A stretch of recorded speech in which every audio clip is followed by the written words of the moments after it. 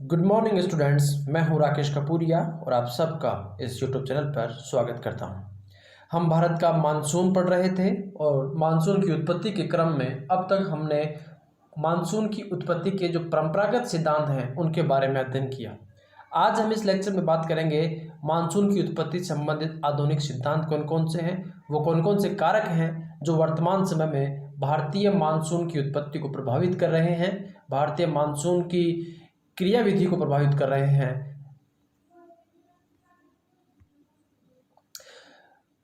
Monsoon experiment या मोनेक्स एक experiment था मानसून की उत्पत्ति और उसकी क्रियाविधि को समझने के लिए।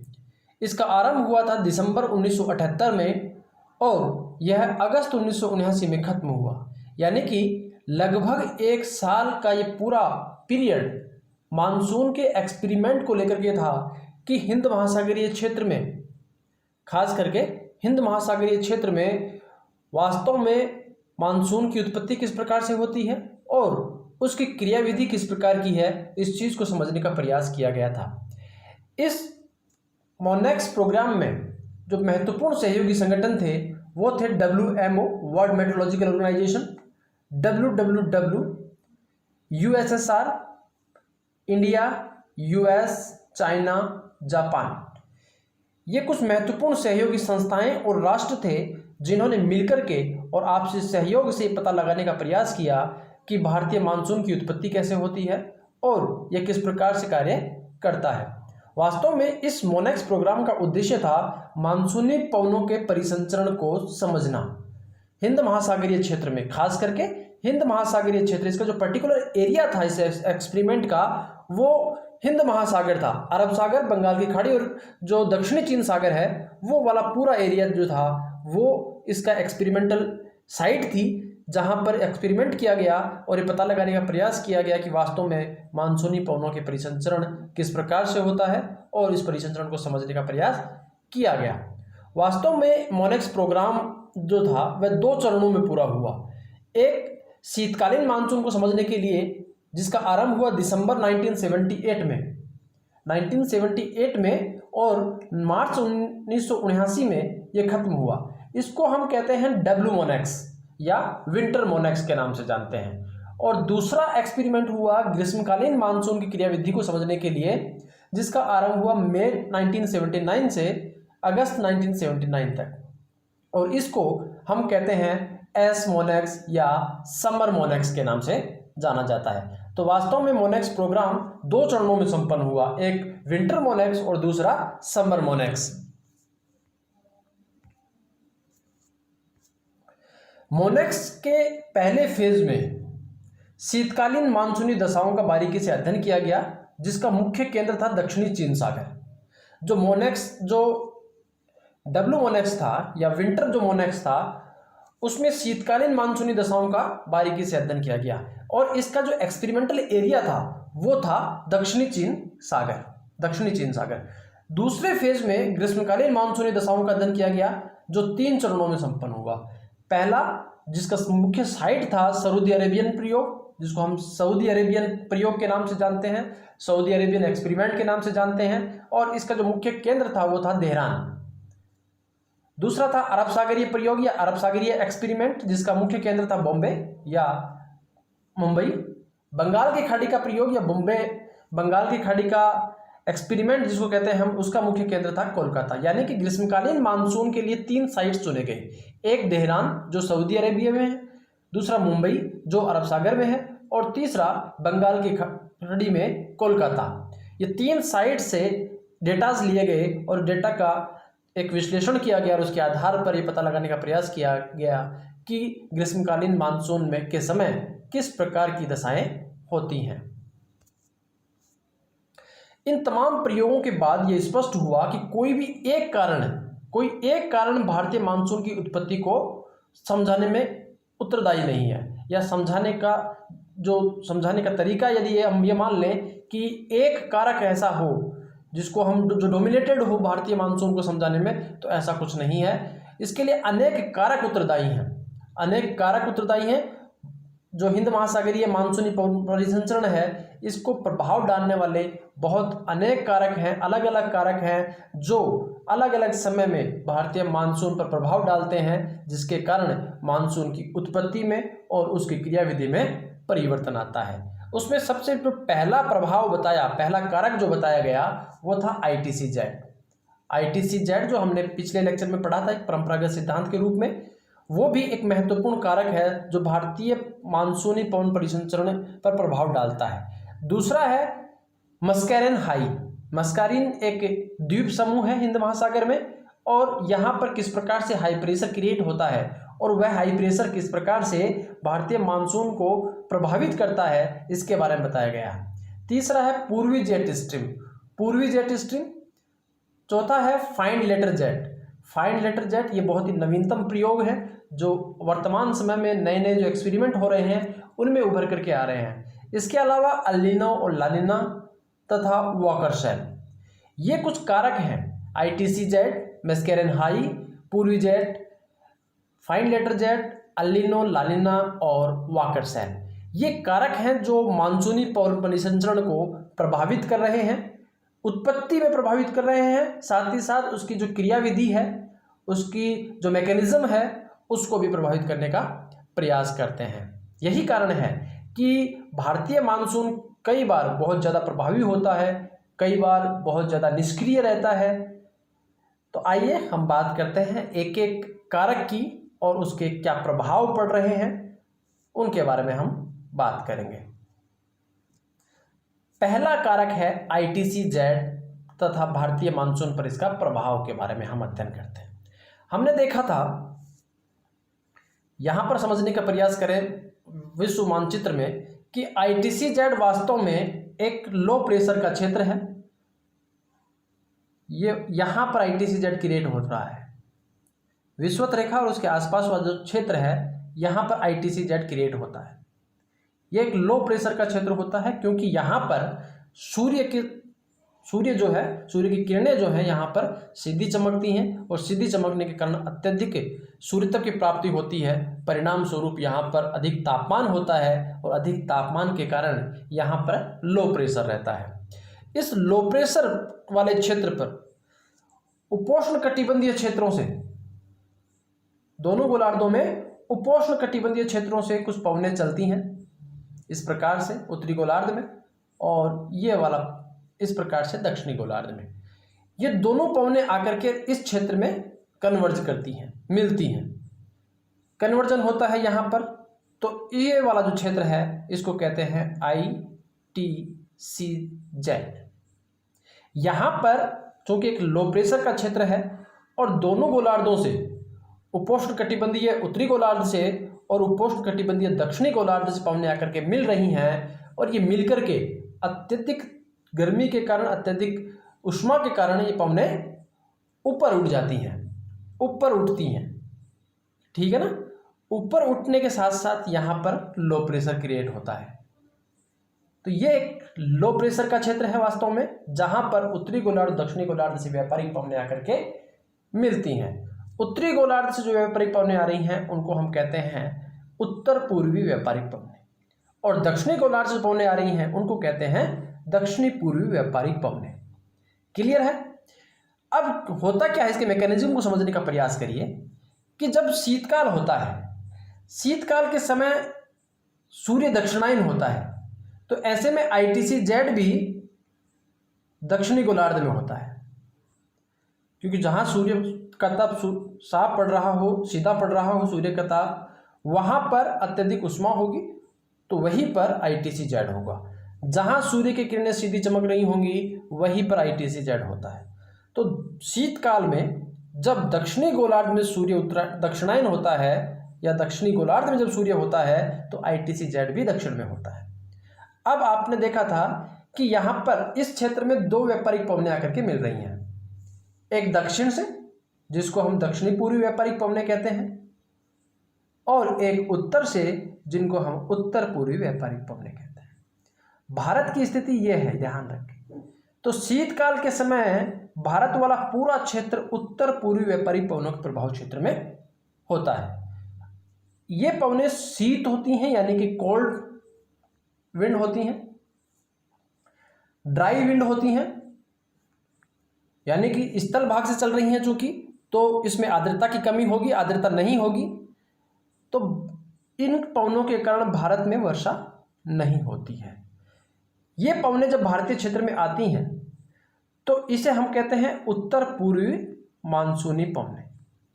ये मानसूनी पवनें इस प्रकार से चलते हुए जब बंगाल की खाड़ी में आती हैं तो बंगाल की खाड़ी में कुछ आर्द्रता ले लेती हैं, और ये आर्द्रता लेकर के फेरल के नियम को याद करें तो यहाँ पर भारतीय तट से टकराती हैं, कोरोमंडल तट से टकराती हैं और इस कोरोमंडल तट पर वर्षा करती हैं।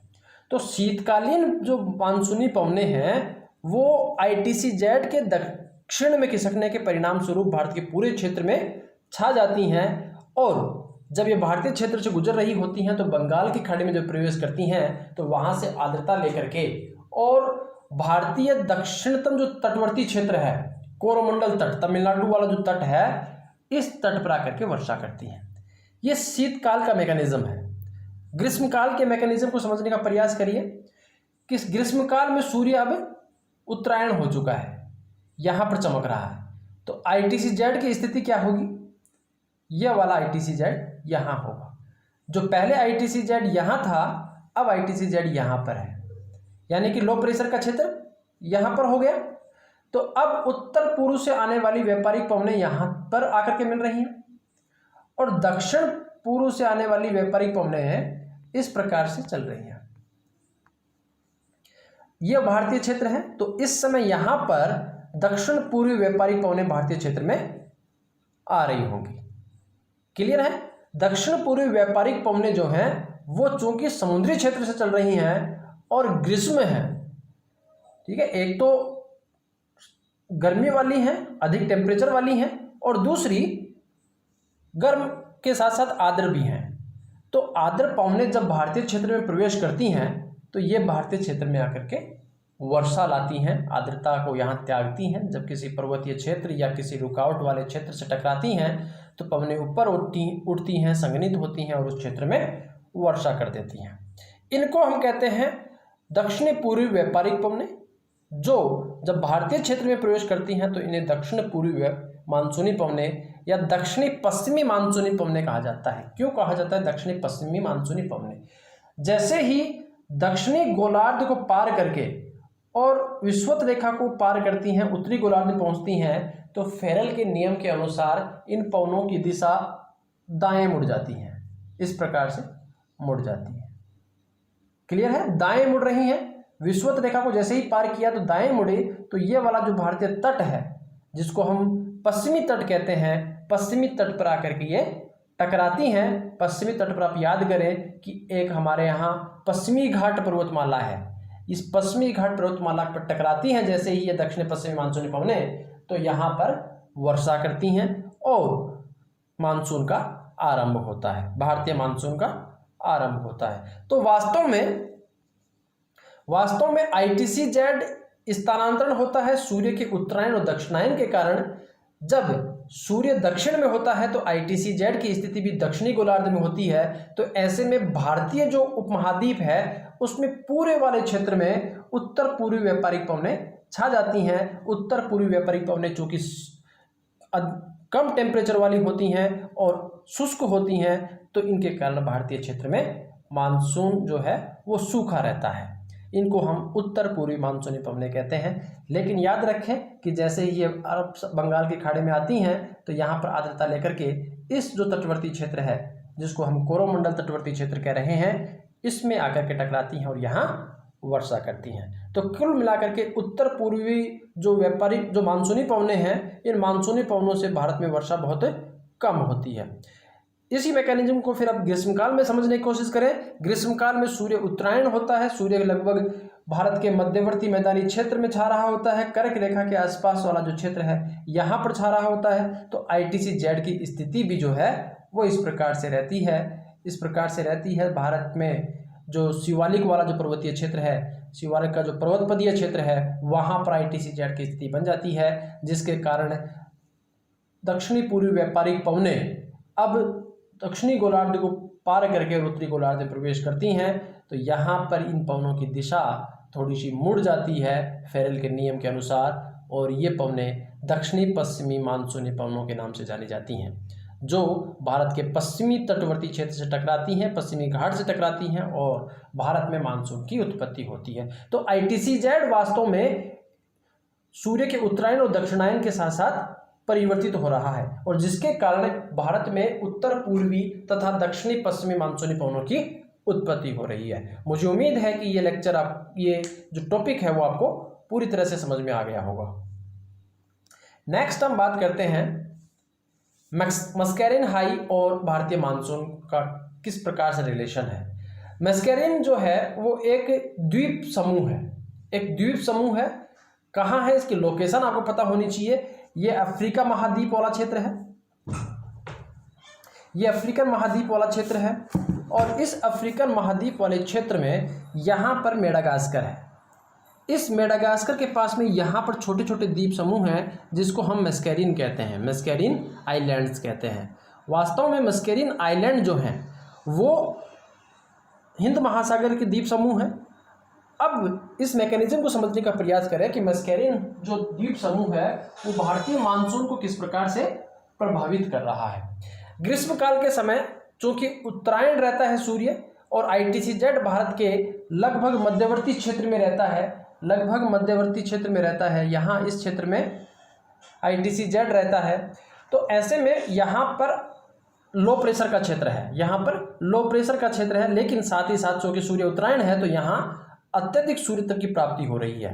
अब आप याद करें कि ये वाला जो पश्चिमी क्षेत्र है भारत का वो एक मरुस्थलीय क्षेत्र है। चाहे भारत हो, पाकिस्तान वाला जो क्षेत्र है ये भी थार का मरुस्थल है, द ग्रेट थार डेजर्ट यहाँ पर है। इसके साथ साथ ये वाला जो अरब का मरुस्थलीय क्षेत्र है ये भी यहाँ पर है। यहाँ पर बालू पाई जाती है। सूर्य की किरणें जब सीधी चमकती हैं, अधिक सूर्य तक की प्राप्ति होती है तो ये बहुत तेजी से गर्म हो जाती हैं, बहुत तेजी से गर्म होती हैं। तो यहाँ पर जो पवनें हैं वो सेवनी तरंगों के रूप में ऊपर उठती हैं, सेवनी तरंगों के रूप में ऊपर उठती हैं। ऊपर उठती हुई पवनों का तापमान जो है वो कम होता है, ये भारी होती हैं और आकर के इस क्षेत्र में आकर के गिर रही हैं, मस्कैरिन आइलैंड पर गिर रही हैं, मस्कैरिन आइलैंड पर आकर के गिर रही हैं। और जो कि ये पवनें ठंडी हैं तो यहाँ का जो टेम्परेचर होगा उसको और ठंडा कर देंगी, ठंडा करेंगे तो यहाँ पर प्रेशर जो है हाई हो जाएगा, हाई प्रेशर हो जाएगा। इसी को हम कहते हैं मस्कैरिन हाई, यानी मस्कैरिन जो वाला जो आइलैंड क्षेत्र है यहाँ पर भारतीय थार के मरुस्थलीय क्षेत्र और अरब के मरुस्थलीय क्षेत्र से ऊपर उठी हुई पवनें आकर के गिर रही हैं और यहाँ के टेम्परेचर को कम कर रही हैं। परिणाम स्वरूप यहाँ पर हाई प्रेशर क्रिएट होता है और इस हाई प्रेशर से पवनें फिर भारतीय क्षेत्र में प्रवेश करती हैं। तेजी से दक्षिण पश्चिमी मानसून के रूप में पवनें भारत के स्थलीय क्षेत्र की ओर भागती हैं, क्योंकि यहाँ पर लो प्रेशर का क्षेत्र है, क्योंकि यहाँ पर लो प्रेशर का क्षेत्र है, यहाँ पर हाई प्रेशर का क्षेत्र है। तो पवनें तेजी से भारतीय उपमहाद्वीप में प्रवेश करेंगी और भारी अच्छी बारिश करेंगी, अच्छी बारिश करेंगी। तो मस्कैरिन हाई कैसे पैदा हो रहा है? थार के मरुस्थलीय क्षेत्र और अरब के मरुस्थलीय क्षेत्र के गर्म होने के परिणाम स्वरूप से वन्य तरंगों के रूप में पवनें ऊपर उठती हैं। ये पवनें ऊपर उठती हैं तो टेम्परेचर इनका कम होता है, भारी होती हैं और ये ला करके गिरती हैं यहाँ इस मस्कैरिन आइलैंड पर, जिसके कारण यहाँ पर टेम्परेचर जो है वो कम हो जाता है और कम टेम्परेचर का मतलब है हाई प्रेशर, और इस हाई प्रेशर से लो प्रेशर की ओर पवनें तेजी से भागती हैं तो भारतीय मानसून जो है वो प्रभावी हो जाता है। मस्कैरिन हाई समझ गए और भारतीय मानसून के साथ इसका संबंध भी उम्मीद है कि आप समझ गए होंगे। अगला है पूर्वी जेट स्ट्रीम और भारतीय मानसून के बीच में क्या संबंध है। वास्तव में जो मोनेक्स प्रोग्राम था उसी मोनेक्स प्रोग्राम में एक भारतीय जलवायुवेता थे पी कोटेश्वर साहब। इन्होंने बताया कि किस प्रकार से तिब्बत का पठारी क्षेत्र एक पूर्वी जेट स्ट्रीम की उत्पत्ति करता है। वास्तव में जेट स्ट्रीम क्या होती है? जेट स्ट्रीम ऊपरी वायुमंडल में चलने वाली पवनें होती हैं, जो पवनें अपने उच्च दाब और निम्न दाब यानी कि बायोमेट्रिक ढाल के समानांतर चलती हैं। इस चीज़ को समझने का प्रयास करिए कि जनरली क्या होता है कि पवनें चलती हैं हाई प्रेशर से लो प्रेशर की ओर, हाई प्रेशर लो प्रेशर, तो पवनें इस प्रकार से चलती हैं। लेकिन जेट स्ट्रीम के साथ क्या होता है कि चूंकि इन पवनों की उत्पत्ति होती है ऊपरी वायुमंडलीय क्षेत्र में, क्षोभ मंडल के आसपास जो ऊपरी वायुमंडलीय क्षेत्र है, क्षोभ मंडल का जो ऊपरी हिस्सा है, वहां पर जेट स्ट्रीम की उत्पत्ति होती है। वहां पर घर्षण बल कार्य नहीं करता, जो फ्रिक्शनल फोर्स है वहां पर कार्य नहीं करता, जिसके परिणाम स्वरूप पवनें हाई प्रेशर और लो प्रेशर यानी कि प्रेशर ग्रेडियंट के समानांतर चलती हैं। बहुत तीव्र गति से चलने वाली पवनें होती हैं, पी कोटेश्वरम महोदय ने क्या बताया कि चूंकि ग्रीष्म काल में सूर्य उत्तरायण हो रहता है और भारत का जो तिब्बत वाला जो क्षेत्र है या हिमालय जो क्षेत्र है उसके पर्वतपदीय क्षेत्रों में ITC-Z की स्थिति होती है, यानी कि अत्यधिक सूर्य तप की प्राप्ति और लो प्रेशर का क्षेत्र। तिब्बत का पठार जो है वो एक नग्न पठार है, जहां पर आर्द्रता बहुत कम है, पेड़ पौधों की जो उपलब्धता है वो बहुत कम है, या नगण्य प्रकार के वहां पेड़ पौधे पाए जाते हैं। किसी प्रकार के पेड़ पौधे या वनस्पति तिब्बत के पठारी क्षेत्र में नहीं पाए जाते हैं, एक प्रकार से नग्न पठारी क्षेत्र है। तो जैसे ही सूर्य उत्तरायण होता है तो सूर्य की सीधी किरणें यहाँ पर पड़ती हैं, तो यहाँ पर टेम्परेचर बहुत ज़्यादा हो जाता है। तिब्बत के पठारी क्षेत्र में टेम्परेचर अधिक हो जाता है, जिसके परिणाम स्वरूप पवनें ऊपर उठती हैं, पवनें सेवने तरंगों के रूप में ऊपर उठती हैं। पवनें ऊपर उठती हैं तो पवन ऊपर उठेंगी तो जो नीचे वाला क्षेत्र होगा वो लो प्रेशर वाला क्षेत्र होगा। पवनें ऊपर उठ रही हैं, ठंडी हो रही हैं, तो यहाँ पर प्रेशर क्या करेंगी? हाई करेंगी। यहाँ पर लो प्रेशर हो जाएगा, यहाँ पर हाई प्रेशर हो जाएगा। इस हाई प्रेशर और लो प्रेशर के समानांतर पूर्व से पश्चिम की ओर पवनें चलती हैं, जिनको हम पूर्वी जेट स्ट्रीम कहते हैं। तिब्बत का पठारी क्षेत्र याद रखना, तिब्बत का पठारी क्षेत्र एक नग्न पठारी क्षेत्र है। सूर्य जब उत्तरायण होता है तो सूर्य की किरणें इस क्षेत्र में सीधी चमकती हैं, जिसके परिणाम स्वरूप यह तिब्बत का पठारी क्षेत्र गर्म हो जाता है। गर्म होने के कारण यहाँ से सेवन्य तरंगों के रूप में पवनें ऊपर उठती हैं, जिसके परिणाम स्वरूप नीचे लो प्रेशर और ऊपर हाई प्रेशर की स्थिति बनती है। यहाँ पर हाई प्रेशर की स्थिति बनती है, जिसके परिणाम स्वरूप इस हाई प्रेशर और लो प्रेशर वाला जो क्षेत्र है, इस हाई प्रेशर और लो प्रेशर वाले क्षेत्र के समानांतर कुछ पवनें चलती हैं, जिनको हमें पूर्वी जेट स्ट्रीम कहते हैं। इनकी दिशा पूर्व से पश्चिम की ओर होती है। याद रखना, पूर्वी जेट स्ट्रीम एकमात्र जेट स्ट्रीम है जो गर्म जेट स्ट्रीम है। बाकी की सभी जेट स्ट्रीम्स ठंडी जेट स्ट्रीम्स हैं, लेकिन पूर्वी जेट स्ट्रीम जो है वो एक गर्म जेट स्ट्रीम है। जैसे ये जेट स्ट्रीम इस क्षेत्र में वापस आती है, इस क्षेत्र में आती है, तो इस क्षेत्र को और ज़्यादा गर्म करती है, यहाँ से पवनें तेजी से ऊपर उठती हैं, ठंडी होती हैं, और ये ठंडी पवनें जब भारी हो जाती हैं तो नीचे आकर के हिंद महासागर वाला जो क्षेत्र है यहाँ पर आकर के गिरती हैं। चूँकि यहाँ पर पहले से ही हाई प्रेशर वाला क्षेत्र है, क्योंकि स्थल की तुलना में जो जलीय क्षेत्र है वो ठंडा है, तो यहाँ पर टेम्परेचर कम है, तो यहाँ पर हाई प्रेशर होगा। यहाँ पर ठंडी पवनें तिब्बत के पठारी क्षेत्र से जब ऊपर उठ रही हैं, तो जो ठंडी पवनें हो रही हैं वो ठंडी पवनें यहाँ नीचे आ रही हैं, यहाँ के तापमान को कम कर रही हैं, और ये तापमान कम होने की वजह से यहाँ पर हाई प्रेशर क्रिएट हो रहा है। तो पवनें इस हाई प्रेशर से लो प्रेशर की ओर भारतीय उपमहाद्वीप में तेजी से आती हैं, जिसके परिणाम स्वरूप भारत में मानसून की स्थिति बेहतर होती है। भारतीय जलवायु वेता पी कोटेश्वरम ने बताया कि तिब्बत के पठार तथा पूर्वी जेट स्ट्रीम भारतीय मानसून को प्रभावित करते हैं। ITC-Z की भारतीय क्षेत्र में उपस्थिति तथा सूर्य के उत्तरायण के कारण तिब्बत का नग्न पठार अत्यधिक गर्म हो जाता है। परिणाम स्वरूप हवाएं सेवन्य तरंगों के रूप में ऊपर उठती हैं, जिसके कारण तिब्बत के पठार के धरातल तथा उसके ऊपर स्थित वायुमंडल के तापमान में अंतर हो जाता है। तिब्बत के पठार तथा उपस्थित तापांतर के कारण पूर्व से पश्चिम एक जेट स्ट्रीम का निर्माण होता है, जिसको हम पूर्वी जेट स्ट्रीम के नाम से जानते हैं। यहाँ पर आप मैकेनिज्म समझने का प्रयास करिए कि यह तिब्बतीय पठारी क्षेत्र है। सूर्य इस समय यहाँ पर ये वाला ITC-Z का क्षेत्र है, लो प्रेशर का क्षेत्र है।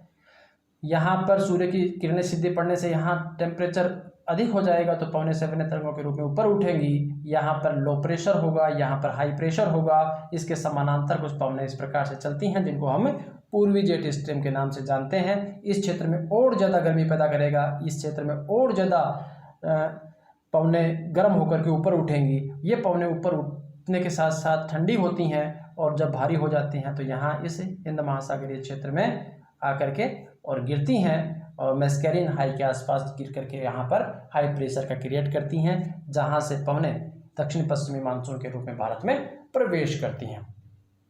क्लियर है? इसके बाद बात करते हैं फाइंड लेटर जेट की। फाइंड लेटर जेट आप नक्शे में समझने की प्रयास करें कि ये वाला अफ्रीकन तट है। इस अफ्रीकन तट पर हो क्या रहा है इसको समझने का प्रयास करिए। ये स्थल भाग है और ये जलीय भाग है। मेडागास्कर वाला द्वीप समूह ये है। इस मेडागास्कर द्वीप समूह के पास में मोजाम्बिक चैनल में एक गर्म जलधारा मिलती है, गर्म जलधारा आती है। ये गर्म जलधारा है। मोजाम्बिक चैनल मेडागास्कर अफ्रीका के बीच वाला जो क्षेत्र है इसको मोजाम्बिक चैनल कहते हैं और यहाँ पर एक गर्म जलधारा आ रही है, जो गर्म जलधारा इस क्षेत्र के तापमान को बढ़ा देती है। इसके साथ साथ ही अफ्रीका में केन्या के आसपास वाला जो क्षेत्र है यहाँ पर एक पर्वत है, किलिमंजारो पर्वत। ये वाले जो देश दिख रहे हैं यहाँ पर किलिमंजारो पर्वत है, जो अत्यधिक ऊंचा होने के कारण यहाँ पर हिमटोपियाँ पाई जाती हैं। हिमटोपियाँ पाई जाती हैं और हिम का तापमान क्या होगा? कम होगा। तो ऊपर टेम्परेचर जो है वो कम है और नीचे जो जलीय क्षेत्र है यहाँ पर टेम्परेचर अधिक होगा। परिणाम स्वरूप एक बैरोमेट्रिक ढाल बन रहा है, हाई प्रेशर और लो प्रेशर बन रहा है। जो पर्वत की चोटी है, किलिमंजारो का पर्वतीय क्षेत्र है, यहाँ पर हाई प्रेशर होगा और नीचे वाला जो क्षेत्र है यहाँ पर लो प्रेशर होगा। तो हवाएं यहाँ पर इस प्रकार इन दोनों के समानांतर चलती हैं, जिसको हम कहते हैं फाइंड लेटर जेट। वास्तव में बहुत से भूगोलवेत्ता इसको जेट नहीं मानते, लेकिन वर्तमान समय में ये एक जेट है जो अफ्रीकन महाद्वीप में पाए जाने वाली किलिमंजारो पर्वत और मोजाम्बिक चैनल में चलने वाली गर्म जलधारा के तापमान में अंतर के परिणाम स्वरूप उत्पन्न होती है। तापमान में अंतर के परिणाम स्वरूप उत्पन्न हो रही है।